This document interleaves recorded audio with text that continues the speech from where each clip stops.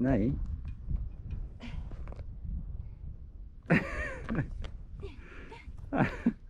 Non è bloccato. Dagli un colpo.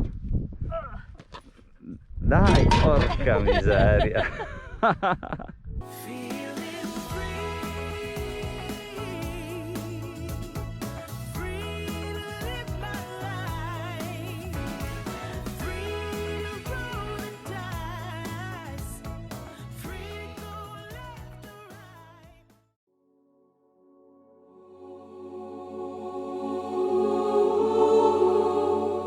Oggi abbiamo deciso di portarvi in uno dei luoghi più significativi della Prima Guerra Mondiale, la terza linea di difesa italiana.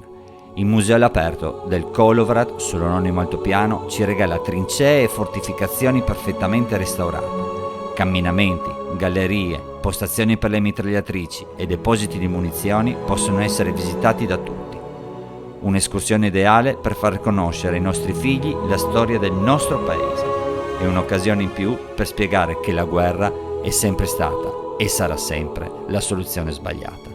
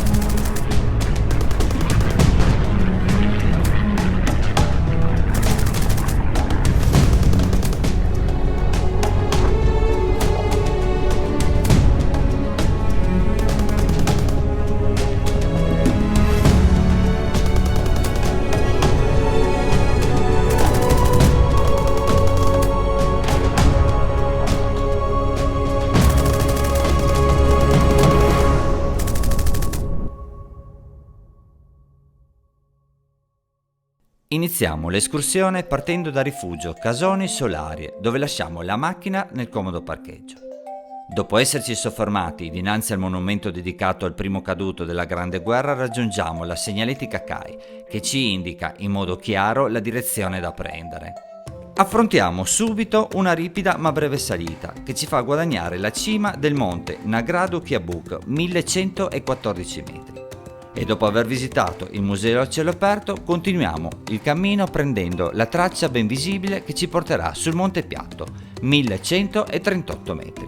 Da qui in poi il sentiero è un continuo sali e scendi lungo una dorsale estremamente panoramica che ci porterà al bivacco Zannuso.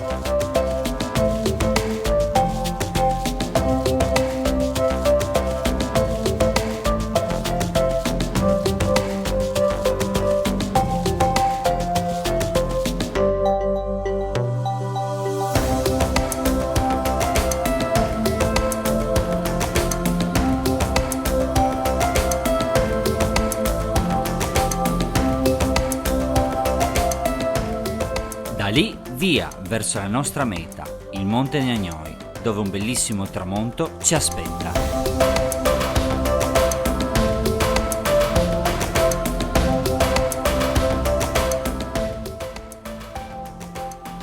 Il rientro lo facciamo ritornando sui nostri passi, anche se vi è la possibilità di fare un anello.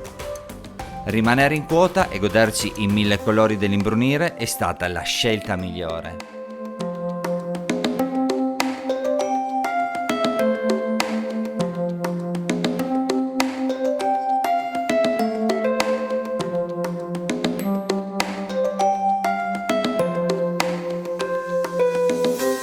Bene, siamo alla fine del percorso. Complimenti. Adesso vi mandiamo la carta tabacco, così vi spieghiamo in modo dettagliato il giro che abbiamo fatto. Quindi dai, via la carta tabacco. Scimona!